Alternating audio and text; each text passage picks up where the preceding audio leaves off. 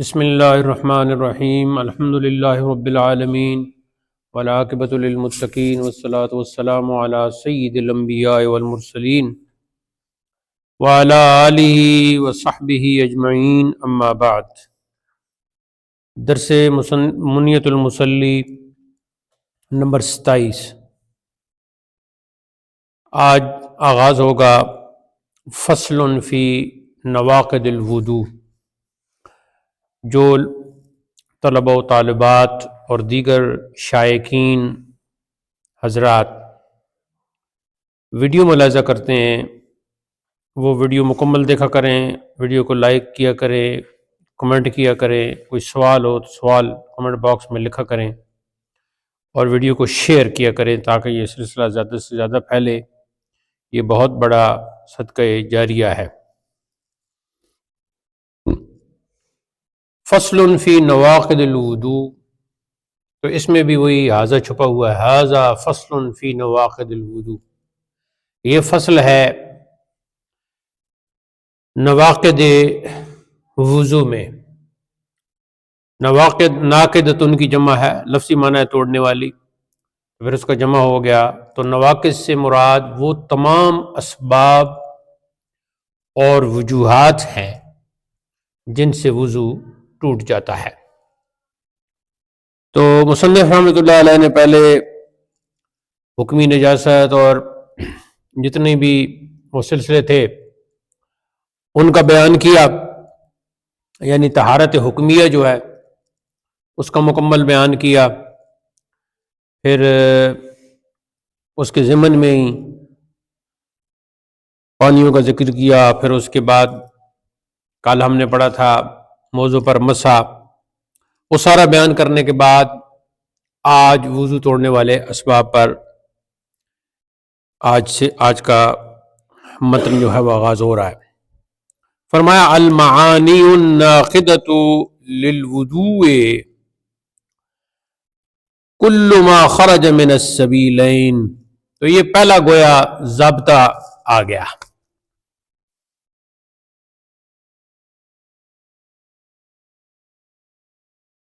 ہر وہ چیز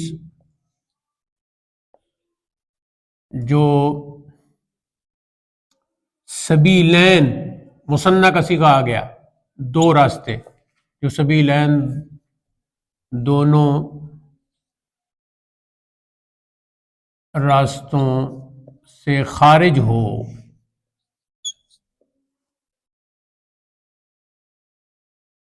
وہ وضو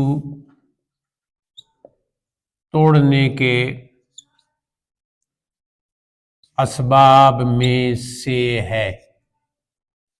یہ ضابطہ ہو گیا۔ المعانی معنی کی جمع ہے، پوشیدہ بات کو معنی کہتے ہیں جس کو باطن بھی کہتے ہیں، لیکن یہاں المعانی سے مراد اسباب، وجوہات، اور انگلش میں آپ ریزنز لکھ لو۔ المعانی اسباب، وجوہات،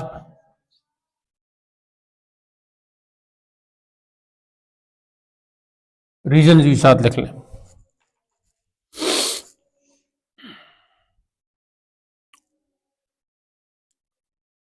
المعانی الناقضۃ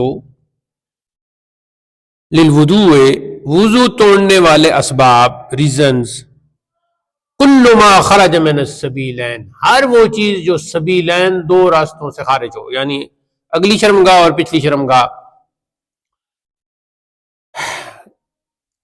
تو وہ وضو توڑنے کے اسباب میں سے ہے۔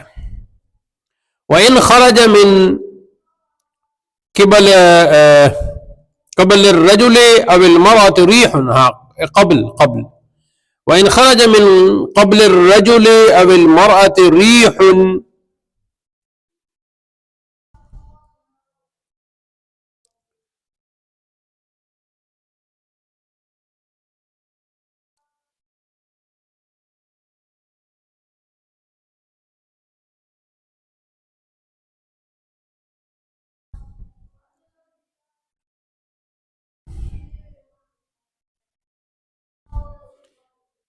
یا کوئی لفظ لکھنے میں رہ گیا، میں دوسری کتاب میں دیکھتا ہوں.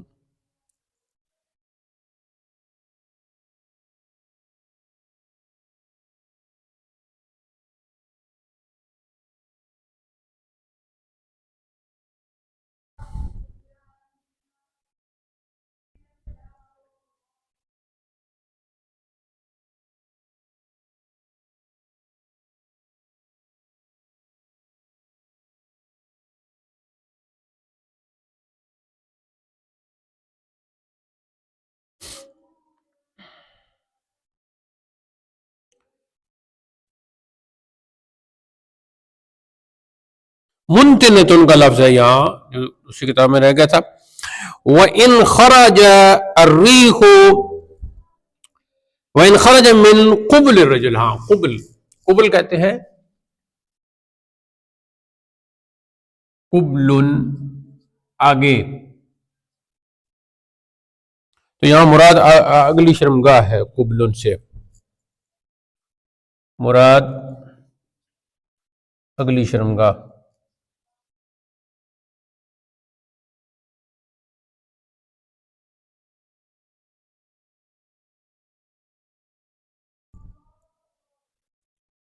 اب المرأة منتنتن الصحیح انہ. ہاں منتنتن سے مراد کیا ہے یہاں یہ ہے کہ ویسے تو جو ہے عورت کے لیے بھی یہ زیادہ لفظ استعمال ہوتا ہے، لیکن کبھی کبھی مکس بھی استعمال ہوتا ہے، تو اس لیے الصحیح انہ لا ينتقد. صحیح یہ ہے کہ اس سے وضو نہیں ٹوٹے گا. اچھا اب ضابطہ بیان کیا نا شروع میں کہ ہر وہ چیز جو سبیلین یعنی دونوں رستوں اگلی شرمگاہ پچھلی شرمگاہ سے خارج ہو وہ وضو توڑنے کے اسباب میں سے ہے، یعنی اس سے وضو ٹوٹ جاتا ہے. یہ ضابطہ بیان کیا، لیکن ضابطہ بیان کرنے کے بعد پھر ایک بات یہاں وضاحت کر دی کہ بعض اوقات مرد کی شرمگاہ میں سے اگلی شرمگاہ میں سے اور عورت کی اگلی شرمگاہ میں سے بعض اوقات ریح یعنی ہوا خارج ہوتی ہے خفیف سی، تو وہ جو ہوا خارج ہوتی ہے اس سے وضو نہیں ٹوٹتا، کیونکہ اس کا تعلق اس طرح معدہ کے ساتھ نہیں ہوتا.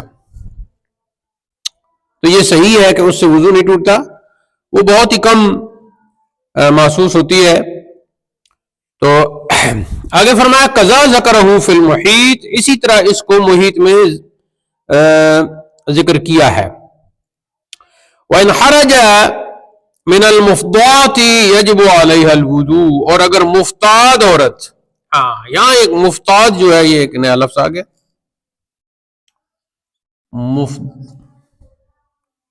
مفضات ضاد کے ساتھ، مفضات ضاد مفضاتن. اچھا کچھ عورتیں بیچاری ایسی ہوتی ہیں کہ وہ کوئی پیدائش کے وقت، بچے کی پیدائش کے وقت انہیں جو آپریشن وغیرہ کرنے پڑتے ہیں یا کسی اور بیماری کی وجہ سے ان کے، اچھا یہاں قبل لکھا تھا نا آگے اور مراد اگلی شرمگاہ، تو اس کے مقابلے میں آتا ہے دبرن. اس کا لفظی معنی پیچھے اور مراد پچھلی شرمگاہ. تو یہ الفاظ آپ یاد کر لیں کیونکہ یہ بار بار آئیں گے. تو اب مفضاتن وہ عورت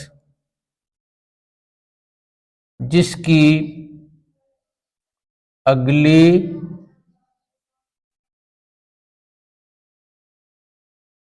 اور پچھلی شرمگاہ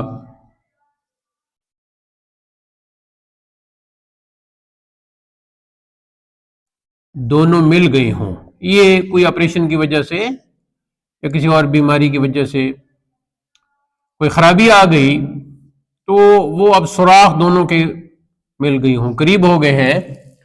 تو اب وہاں سے اس کا اس طرح کی جو عورت ہوگی نا مفضات، تو وہ جب اس کی ریح نکلے گی تو پھر وضو ٹوٹ جائے گا، کیونکہ وہاں امکان ہے.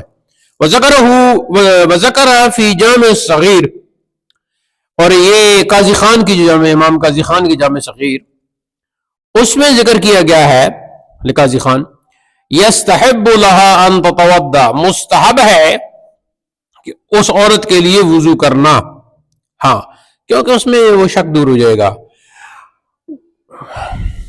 وقذت دودھ، دودھ جو ہے وہ کہتے ہیں کیڑے کو دودن. دیکھو ہم اردو میں دودھ لکھتے ہیں تو آخر میں ہا لکھتے ہیں، دال و دال کا مطلب، تو ہا چھوڑ دیں تو پیچھے رہے گا دودن، تو یہ عربی کا بن جائے گا کیڑا. کچھ لوگوں کے پیٹ میں کیڑے پیدا ہو جاتے ہیں تو پھر ان کی شرمگاہ سے بھی کیڑے نکلتے ہیں، ان کی بعض اوقات تھوک میں بھی کیڑے آ جاتے ہیں، بعض اوقات بدن کے کسی اور حصے سے کیڑے نکلنا شروع ہو جاتے ہیں. تو اگر کیڑا نکلا، والحصات، ہاں حصات، حصات کہتے ہیں کنکری کو، حصات، سات، سات، حصات، حصات، کنکری. تو وہ کوئی کنکری، کوئی اس طرح کی چیز کھا لی، یا پتھری باز بڑھ جاتی ہے لوگوں میں، تو اب کیا ہوگا؟ اسی طرح کیڑا اور کنکری، اذا خرج من احد هذين السبيلين فعليهما الوضوء، جب دونوں راستوں میں سے کسی راستے سے نکلے، چاہے مرد ہو چاہے عورت، دونوں اس میں برابر ہے، فعليهما الوضوء، تو ان دونوں پر وضو واجب ہے. تو بعض اوقات جنہیں پتھری زیادہ ہو جاتی ہے جن کے مثانہ میں، تو وہ چھوٹے پیشاب کے راستے سے بھی چھوٹے چھوٹے کنکری نکل آتے ہیں، اللہ معاف کرے. اور بعض اوقات بڑے پیشاب کی جگہ سے کوئی کنکری وغیرہ اس طرح کی نکل آتی ہے، چونکہ ان کے ساتھ گندگی کا اور وہ سارا ہے، تو پھر اس لیے وضو ٹوٹ جاتا ہے. وَإِذَا خَرَجَ الدُّودُ مِنَ الْفَمِّ أَوْ مِنَ الْأُذُنِ أَوْ مِنَ الْأَنْفِ أَوْ مِنَ الْجَرَاحَةِ لَا يَنْتَقِدُ. یہ سارے الفاظ آپ پڑھ چکے ہیں، اور طریقہ جدیدہ میں بھی آپ نے پڑھے ہوں گے. الفم، الفم منہ، اس کے بعد ہے جی الاذن کان، اس کے بعد ہے جی الانف ناک، انف ناک، اس کے بعد ہے جی جراحہ کا آپ لفظ کل بار بار پڑھا ہے، زخم. اب کیڑا نکلا ہے جی، جب نکلے کیڑا دودھ، وقضا خرج الدودھ، اور جب نکلے کیڑا من الفم منہ سے، او من الاذن یا کان سے، او من الانف یا ناک سے، او من الجراحت یا زخم سے، زخم کسی جگہ بھی ہو سکتا ہے، لا ينتقد، تو وضو نہیں ٹوٹے گا. کوئی چھوٹا سا کیڑا نکلا ہے تو اس طرح وضو نہیں ٹوٹے گا. آگے ہے جی وَإِنْ أَدْخَلَ الْمِحْقَنَةَ ثُمَّ أَخْرَجَهَا إِنْ لَمْ يَكُنْ عَلَيْهَا بَلَّةٌ لَا يَنْتَقِدُ وَالْأَحْمَدُ أَنْ يَتَوَضَّأَ. اب بعض لوگوں کی پچھلی شرمگاہ میں کچھ خرابیاں پیدا ہو جاتی ہیں، تو وہ کوئی پائپ وغیرہ یا اس طرح کی چیز حکیم وغیرہ ڈالتے ہیں، جسے کہتے ہیں محقنہ، محقنتن، حکنا، اس کو حکنا بھی کہتے ہیں.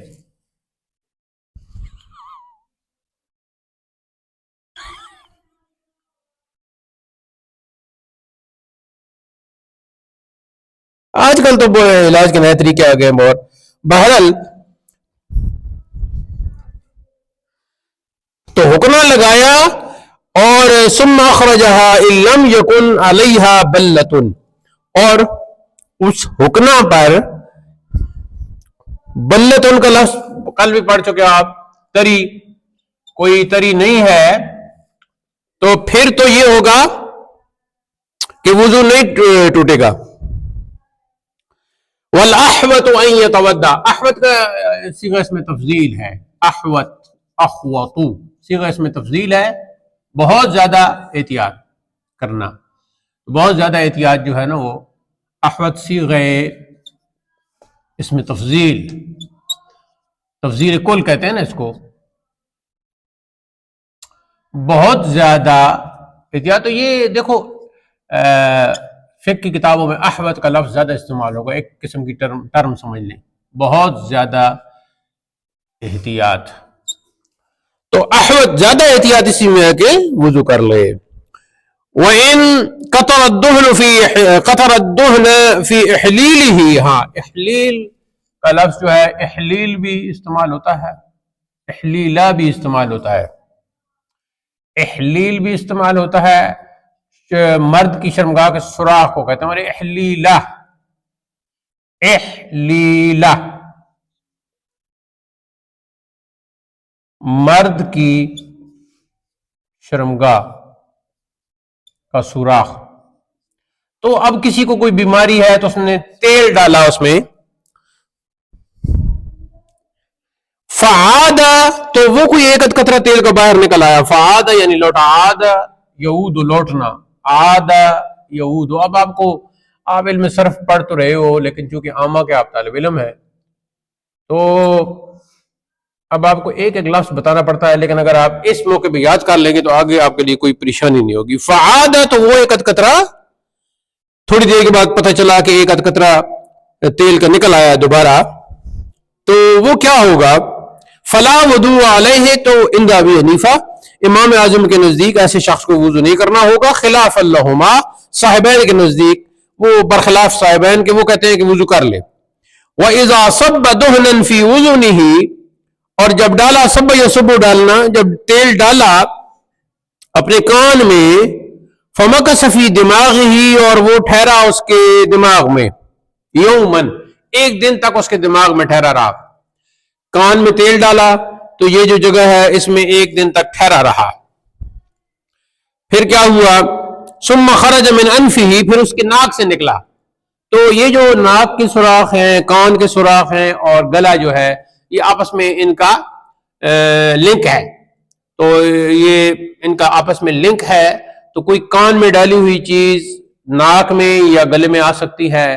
آنکھ کے ساتھ بھی لنک ہے، وہ باریک لنک ہے لیکن آنکھ کے ساتھ لنک ہے. اگر آپ آنکھ میں بہت ہی کچھ زیادہ مقدار میں ڈال لو نا سرما، تو اس کا آپ کی ناک پر بھی اثر آئے گا، آپ کی تھوک پر بھی اثر آ جائے گا. تو لنک ان ساری جگہوں کا ہے اندر سے. تو اب وہ تیل پورے ایک دن کے بعد ناک سے نکلا، ثم خرج من انفه، اس کے ناک سے نکلا، فلا وضوء علیہ، تو اس پر وضو کرنا نہیں ہے. اصل میں یہ اوپر والا جو حصہ ہے یہ اور طرح کا ہوتا ہے، اور نیچے جو ہے وہ معدہ کی طرف جو چیز جائے گی اس کی بات اور ہے. آگے جی، وَإِنْ احْتَشَى فِي إِحْلِيلِهِ بِقُطْنَةٍ خَوْفًا مِنْ خُرُوجِ الْبَوْلِ. اچھا، اب کچھ لوگ ہیں کہ احتشا، یحتشی کا مطلب ہے بھرنا، احتشا یحتشی، ہاں روئی رکھنا، روئی سے بھرنا، مطلب ہے کہ جیسے کہ اب سرانہ بنایا تو سرانے کے اندر آپ نے روئی ڈال دی، تو اسے کیا کہیں گے؟ احتشا یحتشی. ٹھیک ہو گیا.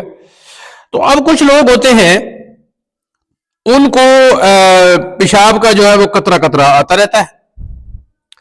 تو اب کسی صاحب نے روئی رکھ لی اپنے، وہ کوئی شاپر میں ڈال گئی، جس طرح بھی اس نے، آج کل تو نئی چیزیں بھی آ گئی ہیں، تو اس نے اپنے شرمگاہ کے سوراخ میں کچھ چھوٹی موٹی روئی رکھ لی کہ خوفا من خروج البول، پیشاب کے نکلنے کے خوف سے.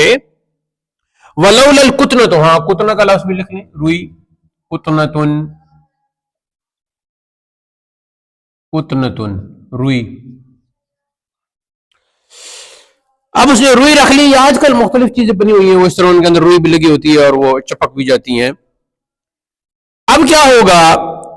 لکان یخرج ولولا القطنۃ لکان ہے،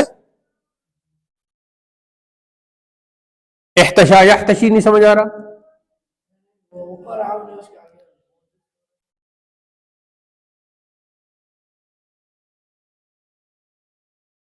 مجھے نہیں سمجھ آ رہی.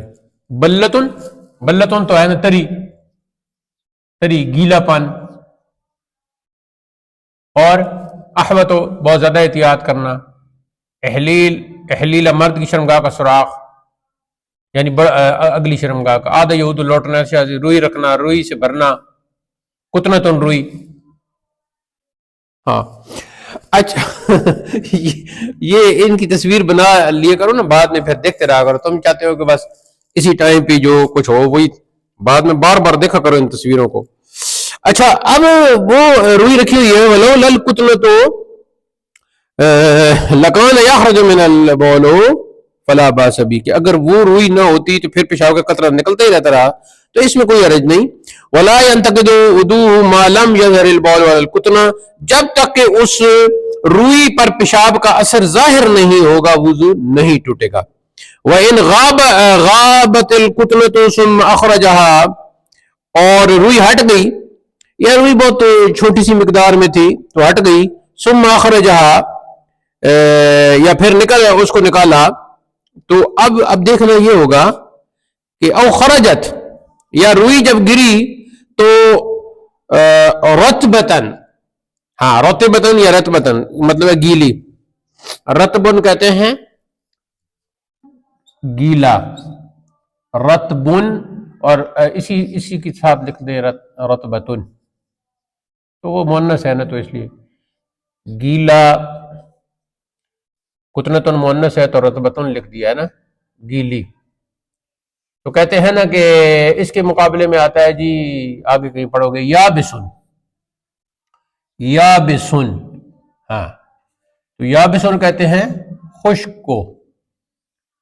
تو اب جو بندہ کوئی ایک سیدھی بات کرے اور کوئی ایک سیدھی الٹی بات کرے، یا ایک سیدھی بات لکھے اور ایک الٹی بات لکھے، تو پھر اس کو کہتے ہیں کہ کیا تم رتب و یابس لکھتے رہتے ہو، کیا تم رتب و یابس بولتے رہتے ہو، یعنی خشک تر بولتے رہتے ہو، کوئی ٹھیک بولتے ہو، کوئی غلط بولتے ہو.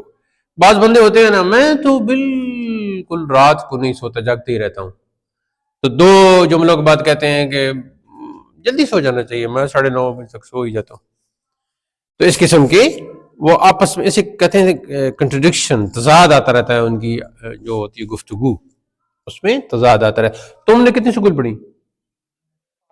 8 پوری فل؟ ابھی پڑھ رہے ہو، چلو اچھی بات، آگے جاری رکھنا. تو یہ تو ہاں میٹرک تمہارا اب یہ ہو جائے گا انشاءاللہ اگلے سال تک. تو اب کیا ہے، وہ اگر گیلی ہو گئی ہے وہ روئی، تو صاف ظاہر ہے کہ پیشاب کا کوئی نہ کوئی قطرہ نکلا ہے، اور جب پیشاب کا قطرہ کوئی نکلا ہے تو پھر تو وضو ٹوٹ گیا.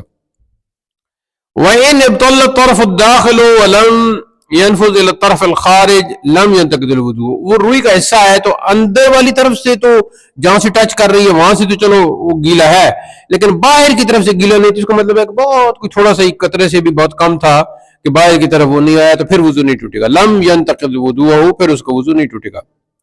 وَإِن سَقَطَتْ، اور وہ روئی گر گئی، اس کے سامنے، اس کی آنکھوں کے سامنے وہ روئی گر گئی، جو بھی رکھا ہوا تھا، روئی بنائی ہوئی تھی، شاپر بنایا ہوا تھا، جو بھی آج کل نئی چیزیں آئی ہوئی ہیں، پیڈ کہتے ہیں اس کو عورتوں کے لیے جو استعمال ہوتا ہے، تو اگر وہ گر گئی، انکانت رطبتن، اگر وہ تر تھی، انتقدا، تو پھر وضو ٹوٹ گیا، کیونکہ ظاہر ہے پیشاب کے قطرے نکلے ہوئی ہیں. وَإِنْ یابستن، اور اگر وہ خشک تھی، یابستن کا لفظ آ گیا، اور اگر وہ خشک تھی، لم ينتقد، تو پھر یعنی سوکھی تھی تو پھر وضو نہیں ٹوٹے گا. تو صاف ظاہر ہے کہ پھر پیشاب کے قطرے نہیں نکلے.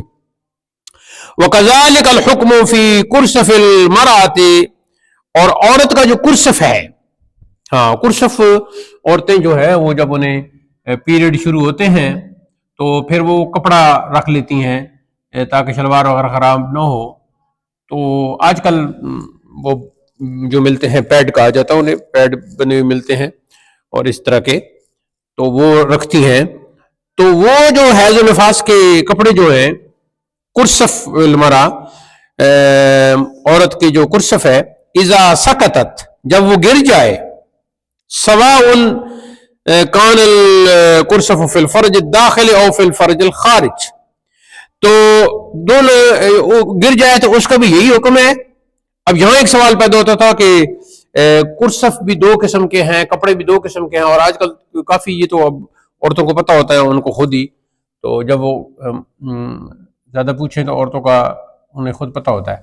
تو دو قسم کے وہ رکھتے ہیں کپڑے کے، ایک وہ ایسے بنے ہوتے ہیں کہ بالکل شرمگاہ کے اندر داخل ہو جاتے ہیں، اور کچھ ایسے ہوتے ہیں کہ وہ باہر ہوتے ہیں اور باہر سے وہ باندھ لیتی ہیں. تو اس کا اب کیا فرج کہتے ہیں عورت کی شرمگاہ کو، اگلی شرمگاہ کو فرجن. یہ لفظ جو ہے ذرا را کے جزم کو یاد رکھنا، کیونکہ را کے اوپر اگر زبر آ جائے تو پھر معنی خوشی ہو جاتا ہے، تو اس لیے یہ نیچے جب آ جاتا ہے تو لکھنا ذرا میرے لیے مشکل ہو جاتا ہے. فرجن عورت کی اگلی شرمگاہ، عورت کی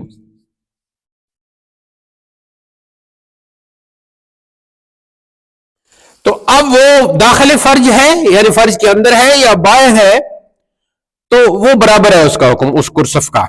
وَإِنْ احْتَشَتْ فِي الْفَرْجِ الْخَارِجِ، اور اگر اس نے پر کر دیا، احتشا یختشی یعنی پر کیا، بھرا، جو بھی آپ کہہ لیں، کر دیا خارج فرج کو یعنی شرمگاہ کے بیرونی حصے کو، فَابْتَلَّ دَاخِلَ الْحَشْفِ انتقدا، تو تر ہو گیا وہ حصہ جو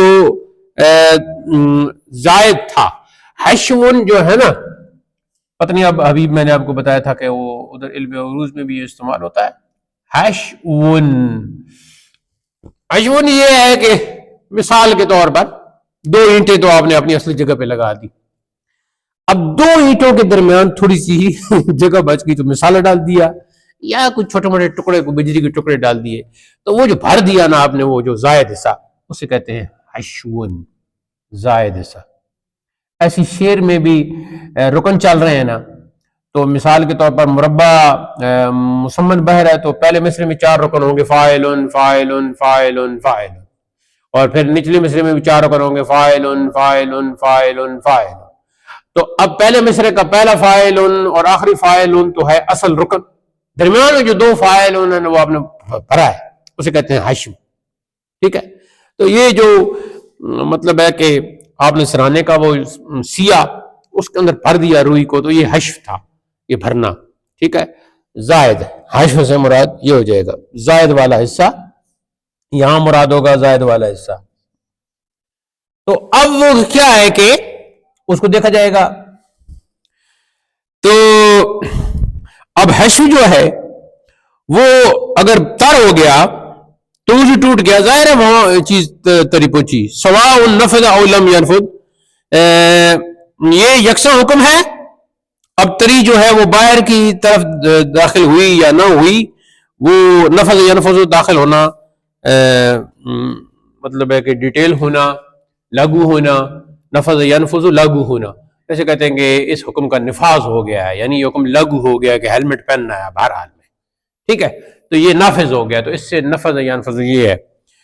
تو ہاں، وَإِذَا، یہ ہیلمٹ کے بہت ہی مسائل پیدا ہو گئے لوگوں کے بیچاروں کے. وَإِذَا احْتَشَّتْ فِي الْفَرْجِ الدَّاخِلِ أَن نَفِذَ إِلَى خَارِجِهِ انتقد وَإِلَّا فَلَا. تو اب داخل شرمگاہ کو اگر اس نے پر کر دیا اور تری جو ہے اس کے زائد حصے میں داخل ہو گئی تو پھر تو ظاہر وضو ٹوٹے گا، اور اگر ایسی صورت نہیں ہے تو پھر وَإِلَّا فَلَا، وضو نہیں ٹوٹے گا. اچھا، اب انہوں نے جو ضابطہ شروع میں بیان کیا تھا نا کہ ہر وہ چیز جو سبیلین سے خارج ہو وہ وضو توڑنے کے اسباب میں سے ہے، تو اب کہتے ہیں اما الخارج من غیر السبیلین. اب دوسرا ضابطہ آ گیا کہ سبیلین یعنی پیشاب کا اگلا حصہ اور پچھلا حصہ، اس سے تو جو کچھ نکلے اس کے بارے میں تو ساری باتیں ہو گئی، لیکن وہ جو چیز نکلی تو بدن کے اندر سے ہے لیکن ان 2 راستوں سے نہیں نکلی. اما الخارج من غیر السبیلین، اور رہا وہ جو غیر سبیلین سے یعنی ان 2 راستوں کے علاوہ سے، سبیلین کے علاوہ سے خارج ہو، فیوجب انتقاد الطہارت عندنا علی التفصیل، تو وہ بھی طہارت کے ٹوٹنے کو واجب کر دیتا ہے ہمارے نزدیک اسی تفصیل پر جو تفصیل ہم نے بیان کی. خلاف للشافعی، برخلاف امام شافعی رحمۃ اللہ تعالی علیہ کے، کالقیء والدم ونحو ما، جیسے کہ یہ قیء، اردو میں بھی قے کہتے ہیں، الٹی بھی کہتے ہیں، تو الٹی ہو گئی، اور دمن قرآن میں بھی آ گیا ہے خون. تو ہمارے نزدیک اگر الٹی آ جاتی ہے منہ بھر کے تو اس سے بھی وضو ٹوٹ جاتا ہے. اب دیکھو وہ تو الٹی تو جو ہے وہ ان دونوں راستوں کے علاوہ ہے نا, تو وہ تو منہ سے ہوتا ہے. تو اسی طریقے سے خون نکلا ہے تو وہ بھی, اور ورنہ ماں جیسی پیپ وغیرہ ہوگی. اچھا, اب الٹی کے بارے میں تھوڑی سی, یہ ایک لفظ ایسا ہے کہ یا الٹی جب انسان بولتا ہے تو اس میں کچھ لوگ تو بالکل وہ نہیں بول سکتے, انہیں اس وقت یہ عجیب سا محسوس ہوتا ہے, خاص کر جن کو اس طرح کی پہلے تکلیف ہوئی ہو. اور انسان گھوتی ہے. امل قے ہو رہی قے کی بات, انکان ملا الفم, اگر منہ بھر آئے, ملا یملو بھرنا, ملا یملو بھرنا, ملا یملو بھرنا, منہ بھر کر آئے. تو دیکھو لوگ جو ہے نا وہ یہ سمجھتے ہیں رمضان میں کہ پتہ نہیں اگلے رمضان نصیب ہوگا یا نہیں, تو اگر نصیب ہوگا تو پتہ نہیں روزے رکھیں گے یا نہیں. تو اس دفعہ تو روزے رکھے ہوئی ہیں, جو کچھ بھی افطار میں آتا ہے ہر چیز میں وہ, چاہے وہ انہیں تکلیف پہنچائے, چاہے ٹھنڈی ہو چاہے گرم, اس پہ اپنا ہاتھ بڑھاتے ہیں اور ہاتھوں سے ہاتھ بڑھا کر منہ تک لا کر اپنے معدے تک پہنچانے کی صحیح کرتے ہیں.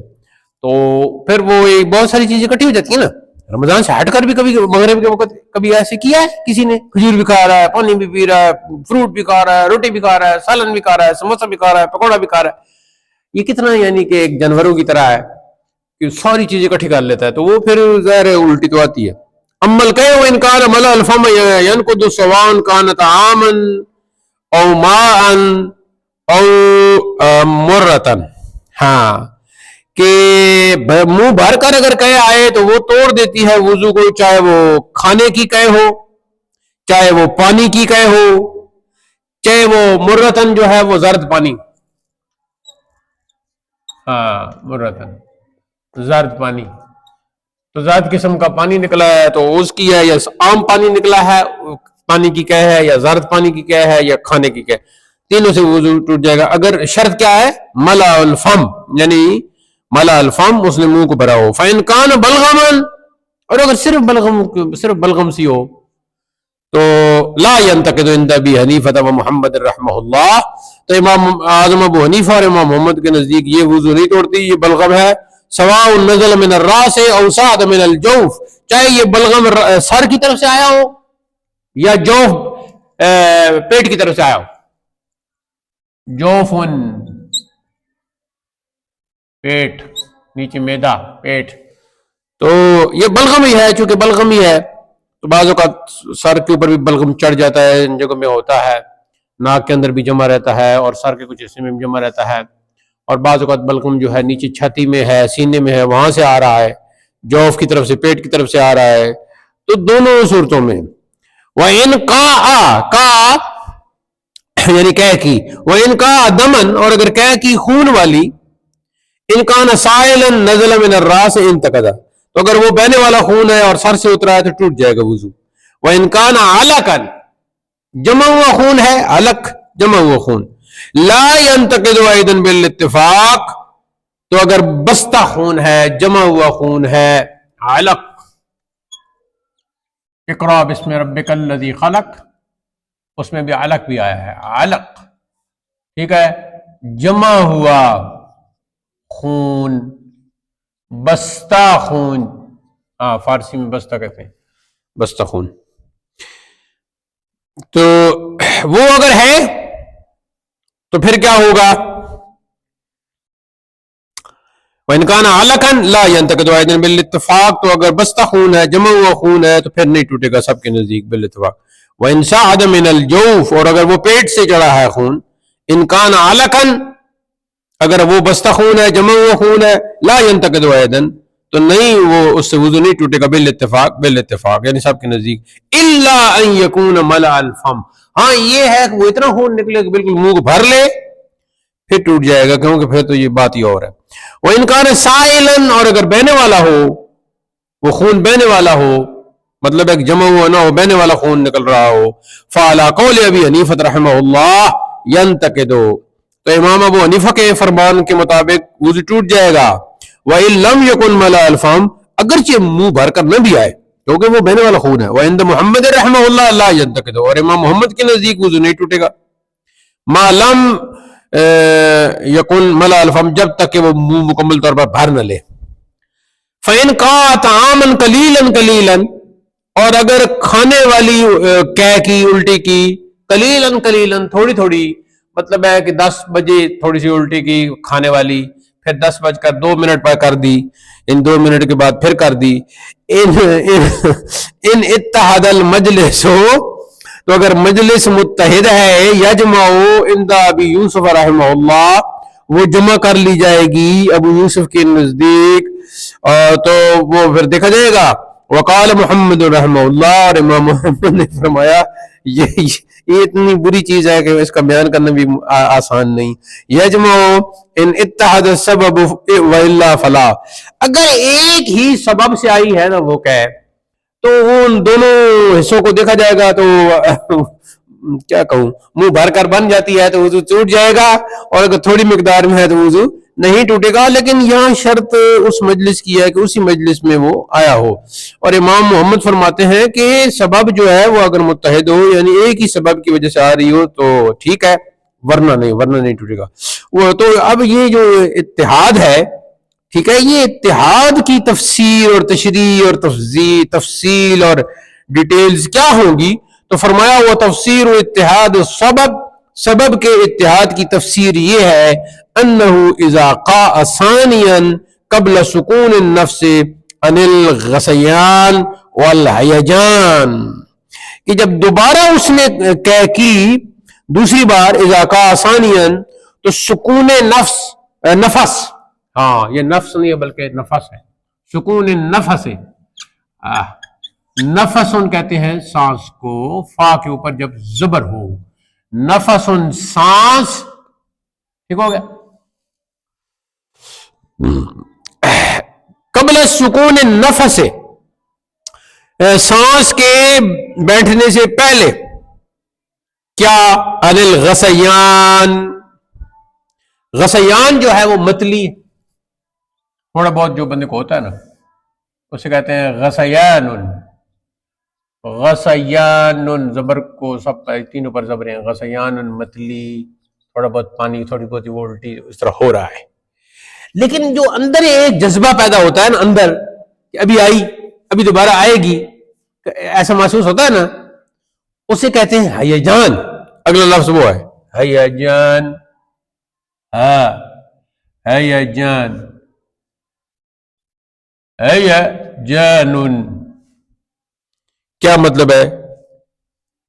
کہ پر ابھارنے والا جذبہ. ہاں چلو یہ معنی کر لو. تو اب سانس جو ہے وہ سانس کے بیٹھنے سے پہلے متلی ہو، یعنی دوبارہ تھوڑی بہت جو ہے، اور ہیجان ہو یعنی کہہ بر ابھارنے والی وہ کیفیت ہو. آگے آتے ہیں جی خون کی بات. وَأَمَّا الدَّمُ وَنَحْوَهُ ہیجان، ہاں مطلب ہے کہ ابھارنے والا جذبہ ہے نا، ابھارنے والا جذبہ ہے تو ہیجان ہے. ٹھیک ہے، ہم اردو میں ہیجان کہہ دیتے ہیں نا، لیکن عربی میں یہ حیوان کی طرح، عربی اردو میں حیوان کہہ دیتے ہیں لیکن عربی میں حیوان، تو اس طرح حیجان غثیان. وَأَمَّا الدَّمُ وَنَحْوَهُ، اور رہا خون اور اس کی طرح کی چیزیں، نحو مثل، نحو کے کئی معنی ہیں، تو یہاں مثل، تو اس کی طرح یعنی لائک بلڈ. وَأَمَّا الدَّمُ وَنَحْوَهُ یعنی بلڈ، اور پھر لائک بلڈ. اذا خرج من البدن، جب نکلے جسم سے، ان سالا عن راس الجرح، اگر تو وہ زخم کے سر سے، زخم کے سرے سے، راس الجرح، جرح، یہ جرح ہے، جرح زخم کہتے ہیں، جرح جراحتن بھی اور جرح بھی. تو اگر زخم کے سر سے نکلے تو ینتقد ہو، تو وضو جاتا رہے گا یعنی ٹوٹ جائے گا. وَإِلَّا فَلَا، ورنہ نہیں. وَعَلَى هَذَا، اور اسی بنیاد پر، اسی اصل پر، مسائل کثیرتن، یا مسائل کثیرتن، بہت سارے مسائل ہیں، منہا ان میں سے نفتتن کشرت فسال منہا ماء او دم، تو نفتتن جو ہے وہ ہے جی چھالا، نفتتن نفتتن نفتتن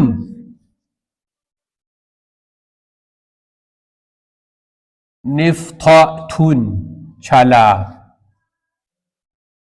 اب چھالا جو ہے نفتتن کشرت، چھالا چھلک گیا، پھٹ گیا، فسال منہا ماء، تو اس سے پانی نکلا. زیادہ تر اس میں پانی سے ہی ہوتا ہے، چھالے پیدل چل چل کے چھالے پڑ جاتے ہیں نا.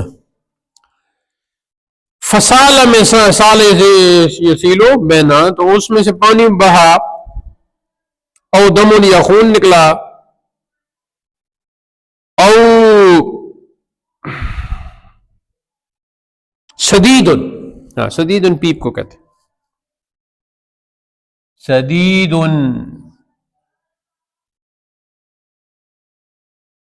شدیدن پیپ.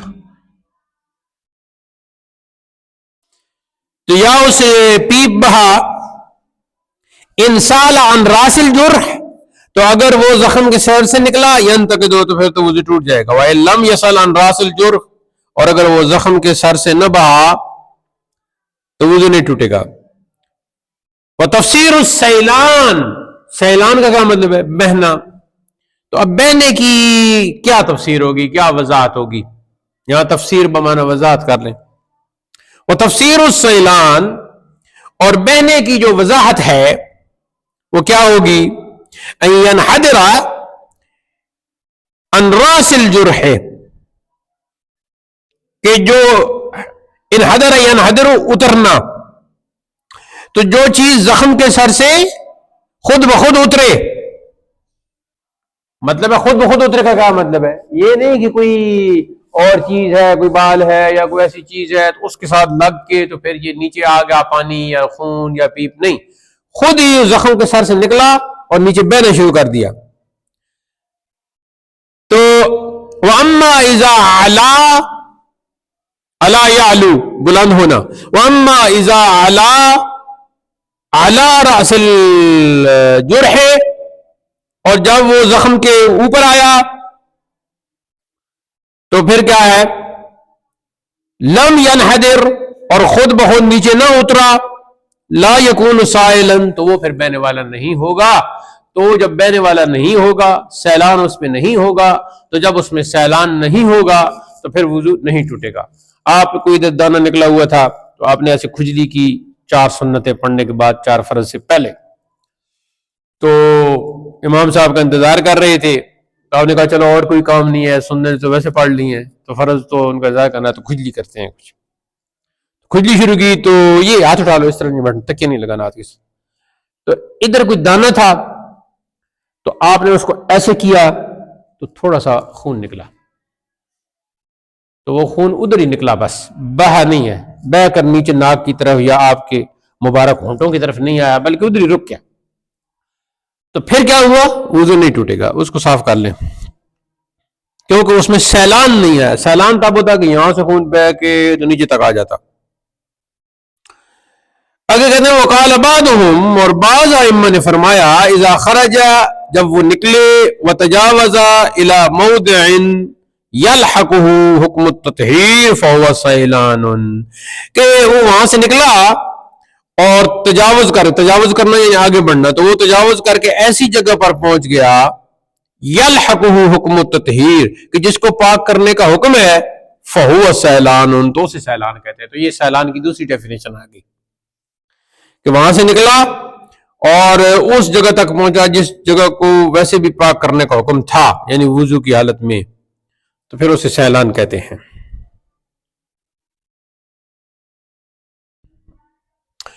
ولذا قال، اور اسی لیے فرمایا، یعنی بعض نے فرمایا اذا خرج الدم من الراس الى انفه او اذنه انسال الى موضع يجب تطهيره عند الاغتسال ينتقد والا لا. تو اگر جو ہے وہ خون نکلا اگر خون نکلا، ادھر بیٹھ جاؤ، ادھر ساتھ بیٹھ جاؤ، ادھر ساتھ بیٹھ جاؤ، اگر خون نکلا تو پھر کیا ہوا؟ سر سے، من الراس سے، سر سے، الی انفہ، ناک کی طرف آیا، او اذنہ، یا کان کی طرف آیا. اب اگر وہ بہے اس جگہ کی طرف، یجب تطہیرہ عند الاغتسال، غسل کرتے وقت اس کا پاک کرنا واجب ہے، ضروری ہے. ینتقد، تو پھر وضو ٹوٹ جائے گا. وَإِلَّا لَا، اور اگر اس طرف نہیں آیا تو پھر وضو نہیں ٹوٹے گا. وَإِن مَسَحَ الدَّمَ عَنْ رَاسِ الْجُرْحِ بِقُطْنَةٍ، اور اگر خون صاف کر لیا زخم کے سر سے ہی کسی روئی وغیرہ کے ساتھ، ثم خرج، پھر وہ نکلا، فمسح، پھر اس کو پونچھ لیا، وسم، پھر صاف کر لیا، پھر وہ نکلا، یعنی 4 بار ہو گیا. او القى التراب علیہ، یا مٹی اس کے اوپر ڈال دی، رکھ دی کہ خون رک جائے. اب کیا ہے؟ ينظر ان كان بحال لو تركه لسال ينتقد والا فلا. اب دیکھے اگر تو وہ اس پر مٹی یا کوئی چیز رکھتا رہتا ہے تو رک جاتا ہے، اور جیسے وہ ہٹتی ہے پھر بہنا شروع کر دیتا تو پھر وضو ٹوٹ جائے گا. اور اگر مٹی رکھنے سے یا وہ کوئی چیز رکھنے سے رک گیا ہے تو پھر وضو نہیں ٹوٹے گا. آگے کہتے ہیں ولو القى البزاق، بزاق کہتے ہیں تھوک کو، الباء والزاي والالف والقاف، بزاق، تھوک. ولو القى البزاق، وفی بزاق، تھوک پھینکا، ڈالا، القى یلقی ڈالنا، پھینکنا، تھوک پھینکا، وفی بزاقہ دم، اور اس کے تھوک میں خون تھا. ان کان بزاقہ غالبا فلا وضوء علیہ، تو اگر تو تھوک کی جو مقدار ہے وہ زیادہ ہے اور خون بالکل اس تھوک میں سے تھوڑا سا نظر آ رہا ہے تو پھر تو اس پر وضو نہیں ہے. وَإِن كَانَ الدَّمُ غَالِبًا فَعَلَيْهِ الْوُضُوء، تو اگر خون غالب ہے کہ تھوکا ہے تو ایسی نظر آ رہا ہے جیسے خون ہی سارا تھوکا ہے، خون ہی خون نظر آ رہا ہے، تو پھر وضو کرنا ضروری ہو جائے گا. اب ایک اور یہاں ایک تیسری صورت پیدا، دیکھو یہ کیسے ائمہ تھے، کیسے فقہاء تھے، انہوں نے کوئی ایک چھوٹی سی لٹل بٹ جو ہے نا وہ بھی نہیں چھوڑی. ان کا وَإِنْ اسْتَوَيَا، اگر برابر آ گئے، تھوک پھینکا تو 50% تھوک ہے، 50% خون ہے. کوئی چیز انہوں نے چھوڑی نہیں. پھر کیا کرے گا؟ اب وضو کرے گا یا نہیں کرے گا؟ کیونکہ اگر زیادہ خون ہوتا تو وضو کرنا تھا، تو یہاں تو زیادہ نہیں ہے، تو فرمایا یتوضأ احتیاطاً، احتیاطاً پھر اسے وضو کرے گا. اور دسمبر جنوری ہو تو پھر کوئی مسجد میں گرم پانی ہے تو پھر تو کوئی مسئلہ نہیں. وَلَوْ عَدَّ شَيْئًا، ہاں عد یا عدو کا مطلب ہوتا ہے دانت سے پکڑنا، کاٹنا. عض العین والضاد، عد یعد، دانت سے کاٹنا، دانت سے کاٹنا. بڑے ظالم لوگ ہوتے ہیں، مولی گاجر کو بھی دانت سے کاٹتے ہیں اور انسانوں کو بھی دانت سے کاٹتے ہیں. ایک غلط طریقہ نکلا ہے آج کل کہ محبت کا اظہار کسی دوسرے کا جسم کاٹ کے کرنا، یہ بہت غلط ہے، یہ طریقہ غلط ہے. وَلَوْ عَدَّ شَيْئًا، دانت سے کسی چیز کو کاٹا، فَرَعَا عَلَيْهِ أَثَرُ الدَّمِ، تو پھر اس پر خون کا اثر دیکھا. اب دانت سے کسی چیز کو کاٹا اور وہاں پھر خون کا اثر تھا، لا وضوء علیہ، تو اس پر وضو نہیں ہے. وقال بعض مشائخ، اور بعض مشائخ نے فرمایا ينبغي ان يدع كمه واصبعه في ذلك المكان، کہ مناسب یہ ہے کہ وہ اپنی آستین یا انگلی وغیرہ اس جگہ پر رکھے. اب کیا ہوگا؟ ان وجد الدم، اگر تو اس نے خون پایا، وجد یجد پانا، اگر تو اس نے خون پایا، فیہ ینتقد، تو پھر اس کا وضو ٹوٹ جائے گا. وَإِلَّا فَلَا، ورنہ وہ اس طرح کرتے کرتے کوئی ایسے نے کر لیا، اپنی ہاتھ کو اپنے بازو بہت پسند آ گیا تو اس کو تھوڑا سا کاٹ دیا، یا کسی کو کہا کہ دیکھو میں تمہارے لیے اپنی باڈی کاٹ رہا ہوں، تو وہاں دانت لگائے تو وہاں پھر تھوڑا سا خون نکل آیا. تو اب اگر خون ہے، نکل آیا ہے، تو اپنی آستین یا انگلی وغیرہ اس جگہ پر رکھے تو انگلی رکھتا ہے تو پھر انگلی کو دیکھتا ہے تو اس کے ساتھ خون لگا ہوا ہے، یا کپڑا رکھتا ہے تو اس کے ساتھ دیکھتا ہے تو خون لگا ہوا ہے، تو پھر وضو ٹوٹ جائے گا، ورنہ نہیں۔ وعن محمد رحمہ اللہ، اور امام محمد رحمہ اللہ سے ہے، انہ قال، انہوں نے فرمایا، الشیخ اذا كان فی عینہ رمد، الشیخ سے مراد یہاں بوڑھا آدمی ہے۔ دیکھو شیخ، لفظ شیخ جو ہے نا اس کے کئی معنی ہیں، یہاں یہ جو ہے شیخن بوڑھا آدمی، شیخن، شیخ الحدیث بھی کہتے ہیں جیسے اس خاکسار کو کہتے ہیں، تو وہ پھر وہاں شیخ کا معنی امام بن جاتا ہے، استاد بن جاتا ہے، استاد کبیر۔ تو آپ جب علم منطق کی کتاب پڑھو گے، عیسیٰ غوجی، بولو ذرا، نام ہی ایسا ہے تو کتاب بھی کافی مشکل، تو اس کے شروع میں ہے قال الشیخ، تو وہاں ہمارے حضرت نے، حضور رحمت الملت نے شیخ کے بہت سارے معانی بیان کیے ہیں۔ تو شیخ کا یہاں کیا معنی ہے؟ بوڑھا آدمی۔ اور اس کے مقابلے میں آتا ہے اس کی ضد شابن، شابن، شابن کہتے ہیں جوان کو، اس کی جمع ہے شباب، اور شیخ کی جمع ہے شیوخ۔ الشیخ اذا کان فی عینہ رمد، رمد کہتے ہیں آشوب چشم، آنکھ کی بیماری، الراء والمیم والدال، رمد، آشوب چشم۔ آشوب چشم کیا ہوتا ہے؟ آنکھ کی بیماری ہوتی ہے، پانی بہتا رہتا ہے۔ الشیخ اذا کان فی عینہ رمد، بوڑھا آدمی کہ اس کی آنکھ میں آشوب ہے، یعنی کہ پانی بہ رہا ہے، وَيَسِيلُ الدُّمُوعُ مِنْهَا، اور اس سے آنسو بہ رہے ہیں، دموع جمع ہے دمع کی،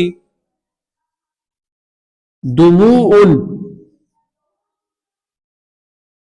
دموع، دمع کی جمع ہے الدال والمیم والعین، دمع کی جمع آنسو، انگلش میں دموع کا معنی ہوگا ٹیئرز، دمع کی جگہ، دمع کی جمع ٹیئرز بھی لکھ لو انگلش میں، جمع آنسو۔ اچھا جی، تو وہ یسیل الدموع، اور اس کے آنسو نکلتے رہتے ہیں، منہا، اس آنکھ سے، امرہ بالوضوء، حکم دیا جائے گا اس کو وضو کرنے کا۔ اب بوڑھا آدمی سے کہا جی میں تو یہ بس نکلتے ہی رہتے ہیں آنسو، تو اب کیا کروں؟ تو کیا اس کو حکم امر بالوضوء لوقت کل صلاۃ، ہر نماز کے وقت اسے وضو کرے گا۔ اگر اس کا وضو ہے، زور کے وقت اس نے وضو کیا، کسی قسم کی کوئی ہوا خارج نہیں ہوئی، کوئی پیشاب نہیں کیا، تو آج کل تو ٹائم بھی تھوڑا ہوتا ہے، تو عصر کا وقت ہو گیا، تو اب جب عصر کا وقت ہو گیا تو اسے کہا جائے گا کہ جناب آپ عصر کے لیے آپ وضو کرو، کیونکہ آپ کے جو آنکھوں کے یہ جو پانی ہے، یہ جو آنسو ہیں، یہ برابر نکل رہے ہیں، تو یہ بیماری ہے نا، یہ وہ آنسو نہیں ہے۔ اگر تو آپ نے مثال کے طور پر اللہ نہ کرے، اللہ نہ کرے، اللہ نہ کرے، اللہ نہ کرے، اللہ نہ کرے، اللہ نہ کرے، اللہ نہ کرے، آپ کو کسی نے بتایا کہ جناب رزلٹ آؤٹ ہو گیا ہے اور آپ فیل ہو گئے، یا منیت المصلی میں تو پاس ہو گئے لیکن باقیوں میں فیل ہو گئے، یا اس کو خبر ملتی ہے تمہارا نام کیا ہے، حمزہ، یاد آ گیا مجھے، تو حمزہ کو خبر ملتی ہے کہ یار تم تو باقیوں میں تو پاس ہو گئے ہو لیکن منیت المصلی کا تم پیریڈ نہیں لگاتے ہو، تو فیل ہو گئے ہو، تو اس وقت آپ کے ایک دو آنسو نکل آتے ہیں، اور آنسو نکلنے کی وجہ وہ پریشانی اور غم ہے کہ یہ سچی بات ہے کہ اگر انسان نہ پڑھے اور محنت نہ کرے اور استاد کی بات نہ مانے تو آخر وہ فیل ہو کے رہتا ہے۔ یہ سوچ کے آپ کے ایک دو آنسو نکل آئے، یہ آنسو اور ہیں، پانی تو یہ بھی نکلا لیکن یہ آنسو اور ہے، یا آپ کی بالکل کوئی تیاری نہیں تھی لیکن نقل خوب چلی امتحان کے دنوں میں، اور جب نتیجہ نکلا تو آپ کی پہلی پوزیشن آ گئی، تو اس وقت بھی آپ کے آنسو نکل آئے خوشی سے، ایک دو آنسو، اور آپ نے سمجھ لیا کہ یار اگلا امتحان ہی میں دوں گا، کیونکہ یہاں یہ چکر چلتا ہے، پاس کر لیں گے اور کوئی نہیں، سرٹیفکیٹ سند مل جائے گی، باقی اگر کچھ نہ آیا، کتاب پڑھنا نہ آیا، کتاب پکڑنا نہ آیا، ورق الٹنا نہ آیا، کوئی بات۔ اچھا، لیکن دوسری جو آنسو نکل رہے ہیں یہ بیماری کے آنسو نکل رہے ہیں، تو اس لیے پھر ہر نماز کے وقت جو ہے نا وضو کرنا ضروری ہوگا۔ آگے ہے جی، لأني يخاف أن يكون ما يصيل عنه صديد فيكون صاحب العذر، تو وہ فرماتے ہیں اس لیے کہ مجھے اندیشہ ہے کہ وہ پیپ جو اس سے بہتا ہے وہ جو کچھ بھی اس سے بہتا ہے تو وہ صاحب عذر میں سے ہوگا. تو جو صاحب عذر ہوتا ہے تو اس کا یہی پھر طریقہ. صاحب عذر کے لیے ضابطہ کیا ہے؟ ضابطہ صاحب عذر. صاحب عذر کون ہوتا ہے؟ یا جیسے یہ ہے آنکھوں سے ہر وقت پانی نکل رہا ہے یا چھوٹے پیشاب کے قطرے ہر وقت نکل رہے ہیں، تو صاحب عذر ہر نماز کے وقت وضو کرے. تو یہ ضابطہ ہو گیا. ایک بندہ وہ کہتا ہے جی میں تو بس میرا کوئی میدا ایسا ہو گیا کہ جو بھی چیز کھاتا ہوں تو ہوا خارج ہوتی رہتی ہے، تو وضو کیا پھر ہوا خارج ہوگی، پھر وضو کیا پھر ہوا خارج ہوگی، پھر وضو کیا پھر. یا کوئی کہتا ہے جی میں نے تو پیشاب کا استنجا کر لیا لیکن اس کے باوجود تھوڑی دیر بعد دیکھتا ہوں تو پھر کوئی نہ کوئی قطرہ نکلتا ہے، پھر تھوڑی دیر بعد قطرہ شلوار دیکھتا ہوں تو وہ خراب ہوتی ہے. تو ان سب کو کیا کہیں گے؟ صاحب عذر. تو صاحب عذر کے لیے پھر حکم کیا ہے کہ چلو بھائی ہر نماز کے وقت تم اپنا وضو کر لیا کرو، اور وہ وضو اس کا رہتا ہے اس نماز کے وقت تک. پھر جب عصر کا وقت شروع ہو جائے گا پھر نیا وضو کر لے، پھر مغرب تک اس کا وہ وضو جاری رہے گا، بے شک قطرہ نکلتا رہے یا بے شک وہ آنسو بہتے رہے یا بے شک ہوا خارج ہوتی رہے، جو اس طرح ہوتا رہے، لیکن وہ مسلسل ہو تو تب صاحب عذر کہا جائے گا. یہ نہیں کہ گھنٹے بعد ہوا خارج ہو رہی ہے تو بندہ ٹھنڈے پانی سے بچنے کے لیے کہے، نہیں ایسے نہیں. وہ تو انسان کا جو ہے وہ تو سلسلہ چلتا ہی رہتا ہے نا میدے کا. کچھ بزرگ فرماتے ہیں تھوڑا کھاؤ وضو کو قائم رکھو. اب آتے ہیں جی وفی الفتاوی الغرب فی ہاں آپ کی کتاب میں کیا لکھا ہوا آگے دکھاؤ ذرا. صاحب العذر کے بعد کیا لکھا ہوا ہے؟ تمہیں تو کوئی پتہ ہی کوئی نہیں. الشیخ اذا کان، آگے بڑھو، فی عینہ رمد، ہاتھ لگاؤ. الشیخ اذا کان فی عینہ رمد ویسیل الدموع منها امرہ بالوضوء وقت کل صلاة لأن يخاف ان يكون ما يسيل منه صديد فيكون صاحب العذر. وفي الفتاوى الغرب وفي الفتاوى الغرب في العين بمنزلة الجرخ وما يصيل منه فهو نجس. غرب جو ہے نا یہ نہ تھمنے والا آنسو،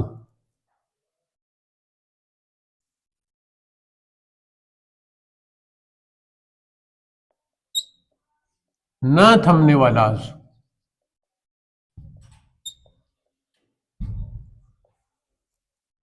نہ تھمنے والا آنسو. تو اب یہ جو ہے آنکھ کا نہ تھمنے والا آنسو بمنزلۃ الجرح، یہ زخم کی منزل پر ہے، یعنی زخم کی طرح ہے. بمنزلۃ الجرح زخم کی طرح ہے. وما یسیل منہ، اور جو کچھ اس سے بہ رہا ہے، فہو نجس، وہ ناپاک ہے. واما صاحب الجرح الذي لا يرقع كالناسور او استطلاق البطن او انفلات الريق ومن به سلس البول او المستحاذة او الرواف الدائم يتودعون لوقت كل صلاة. نئے الفاظ آ گئے. اب جو زخم والا شخص ہے جس کا زخم ہے بہتا رہتا ہے، کچھ نہ کچھ زخم سے نکلتی رہتا ہے، اللہ معاف کرے، چیچک کی بیماری بھی ہوتی ہے، چھوٹے چھوٹے وہ زخم ہوتے ہیں، تو وہ ہو گیا. پہلا یہ ہوگا جس کا زخم بھرتا نہیں ہے، یعنی کہ لا یرقو، ٹھیک ہے، رقا یرقو بھرنا، لا یرقو اس کا زخم نہیں بھرتا. کناسور، جیسے ناسور، ناسور رن، ناسورن مسلسل بہنے والا زخم. اب کوئی ایسا زخم ہو گیا اللہ معاف کرے مسلسل بہتا رہتا ہے، وہ ٹھیک نہیں ہوتا دوائیں کر کر کے، اسے کیا کہتے ہیں؟ ناسور. اب دیکھو کلاس میں یا محلے میں، گلی میں، محلے میں، اسکول میں، کلاس میں، کالج میں، یونیورسٹی میں، معاشرے میں کچھ لوگ ایسے ہوتے ہیں کہ مسلسل ہی یا چوری کرتے رہتے ہیں، ڈاکہ ڈالتے رہتے ہیں، غلط کام کرتے رہتے ہیں، نشہ کرتے رہتے ہیں، یا مسلسل ہی الٹے کام کرتے رہتے ہیں، تو اس کو بھی کہتے ہیں ناسور. زخم کی اس کو زخم کا نام اس کو بھی دے دیتے ہیں استعارہ کے طور پر کہ یہ ناسور ہے. استطلاق البطن یا پیٹ چلنا. ہاں استطلاق البطن پیٹ کا چلنا. پیٹ کا چلنا کیا ہے کہ ہر وقت باتھ روم جو ہے نا وہ جانے کی وہ پڑی رہتی ہے. او انفلات الریح یا ہوا کا جاری رہنا.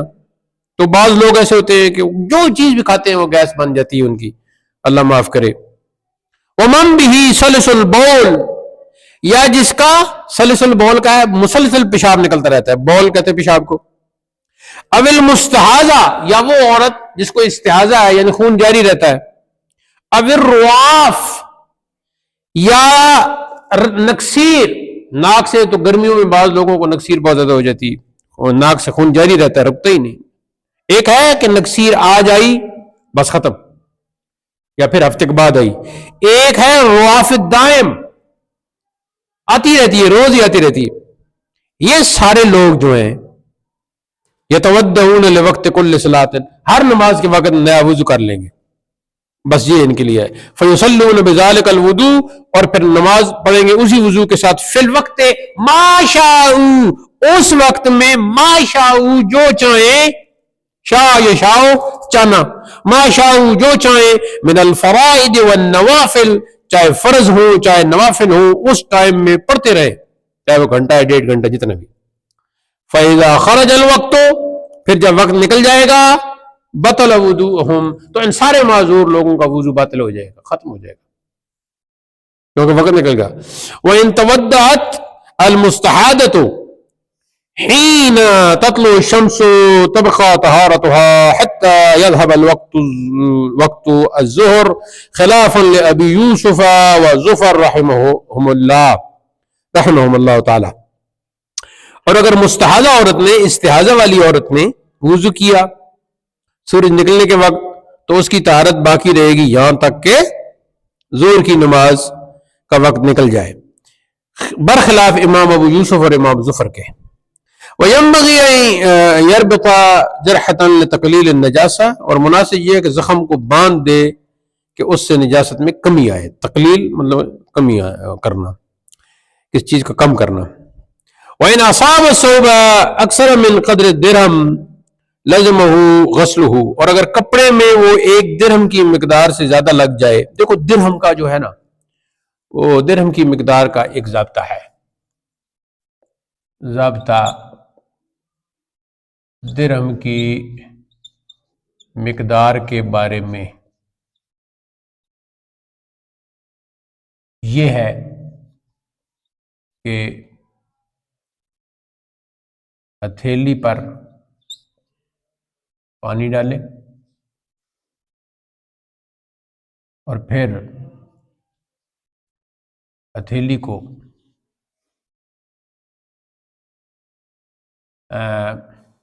کس کے رکھے تو درمیان میں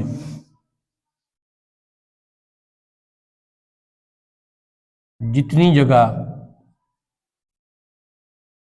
پانی ٹھہرے گا وہ درہم کی مقدار ہوگی.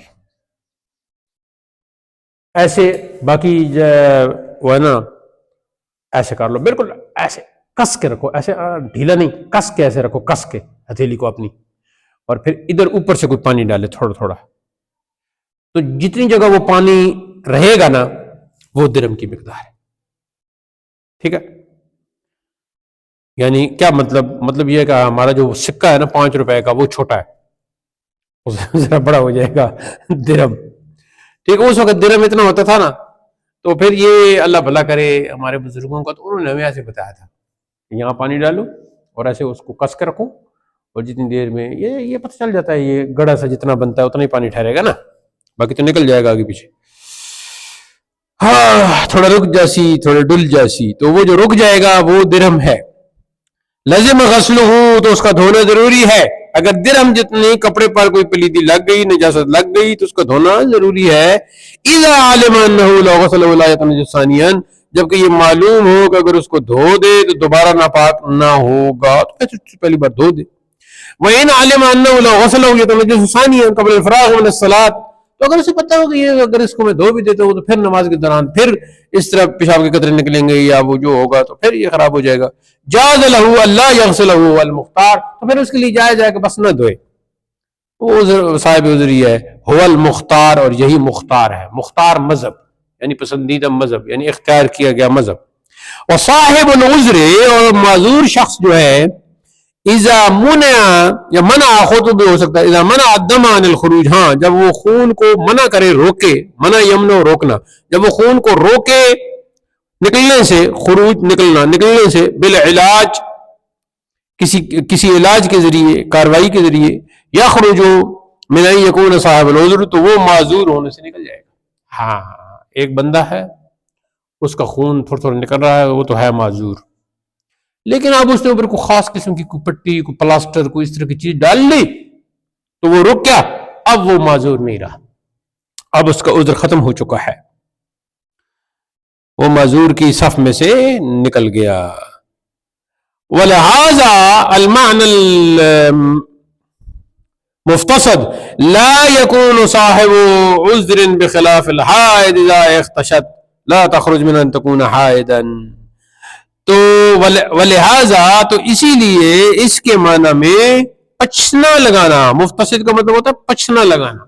پچھنا لگانا کیا ہوتا ہے؟ پچھنا لگانے کے دو ہی معنی، یا تو یہ ہے کہ گردن پر جو بال وغیرہ ہیں وہ مکمل طور پر نائی سے صاف کروانا، یا پچھنا لگانے کا دوسرا مطلب ہے کہ وہ آج کل بھی بہت زیادہ کرتے ہیں اس طرح لٹا کے الٹا، تو یہ اس جگہ پر گردن پر اور نیچے وہ لگا دیتے ہیں، گلاس ٹائپ ہوتا ہے تو اس سے تھوڑا بہت خون بھی نکلتا ہے، تو اسے کہتے ہیں پچھنا لگانا. تو وہ گندا خون ہوتا ہے دراصل باڈی کا، وہ نکل آتا ہے. تو وہ اس طرح مثال کے طور پر یہ باڈی ہے، تو یہ مثلا یہاں یہ آپ کے شولڈر ہیں، تو یہ آپ کی نیچے ہپ تک جگہ ہے، تو ادھر لگا دیا، ادھر لگا دیا، ادھر لگا دیا، ادھر لگا دیا، ادھر لگا دیا، ادھر لگا دیا، ادھر لگا دیا، اس طرح وہ پچھنا لگاتے ہیں. اس کو کہتے ہیں پچھنا لگانا. وہ گلاس سے اوپر لگا دیتے ہیں تو اس کے اندر تھوڑا تھوڑا خون نکلتا ہے. تو وہ پھر یہ آپ صلی اللہ علیہ وسلم کا بھی طریقہ تھا. تو اس کا پھر یہ ہے کہ آج کل تو ہر خون صاف کرنے کی بہت کچھ ہو گئے، نئی چیزیں بھی آ گئی، تو یہ بھی خیر آج کل بھی یہ لگاتے ہیں، اسے کہتے ہیں پچھنا لگوانا. وہ پھر تھوڑی دیر کے بعد وہ گلاس سارے ہٹا دیتے ہیں تو اس میں سے کوئی گندا خون نکل آتا ہے، تو باڈی بالکل کلیئر صاف ہو جاتی ہے. اور بہرحال مجھے اچھا نہیں لگتا یہ. تو اس طرح اگر پچھنا لگوایا ہے لا یکون صاحب العذر، تو وہ معذور نہیں ہوگا. ہاں برخلاف حائض، یعنی حیض والی جو عورت ہے، اذا احتشت، جب اس نے کوئی روئی وغیرہ رکھی اپنی شرمگاہ میں، تو لا تخرج من ان تکون حائضا، تو وہ نہیں نکلے گی حائض ہونے سے، کیونکہ اس نے تو پتہ ہے کہ اس کا خون آ رہا ہے، تو وہ روکنے کے لیے اس نے رکھا ہے. اگلا جی، رجل به جدری خرج منها ماء وسائل فتودع ثم سالت القرحة التي لم تكن سائلة نقض وضوءه لأن الجدرية قروح. اب چچک کی بیماری والا ہے، جدری پہلے بھی پڑھ چکے ہو، چچک کی بیماری والا ہے، تو اب اس کی چچک سے جو ہے نا وہ پانی پیپ وغیرہ بہے، تو اس نے پھر وضو کر لیا، یعنی وہ وضو کر لے. ثم سالت، پھر وہ چھالا جو ہے، قرحۃ زخم، چھالا، پھر وہ چھالا بہے، التی لم تکن سائلۃ، جو پہلے بہتا ہوا نہیں تھا، نقض وضوءہ، تو اس کا وضو ٹوٹ جائے گا، کیونکہ یہ اب نکلا ہے. لأن الجدریہ قروخ، کیونکہ چیچک جو ہے وہ قروخ، قرخن کی جمع ہوگی، قرحۃ کی جمع ہوگی، یعنی بہت سارے زخم ہوتے ہیں چھوٹے چھوٹے ساتھ. وعلی ھذا مسألۃ منخرین، اور اسی پر ہے نتنوں کا مسئلہ. ناک کی یہ جو دونوں حصے ہیں نا، انہیں منخرین کہتے ہیں. ٹھیک ہو گیا جی. تو میرا دل کر رہا تھا کہ یہ کوئی 50 سے زیادہ جو وضو توڑنے والے اسباب ہیں، ریزنز ہیں، یہ آج پورے ہو جائیں، لیکن یہ پورے ہونے کا نام نہیں لے رہے. تو یہاں پہ آج کا جو درس ہے وہ اختتام پذیر ہوتا ہے. تو کل یہ مکمل کر کے تو پھر آگے بڑھیں گے. اللہ تعالی ہمیں علم نافع عطا کرے، اور علم حاصل کرنے کے بعد مقدور بھر عمل کی توفیق ارزانی فرمائے. وآخر دعوانا ان الحمد للہ رب العالمین.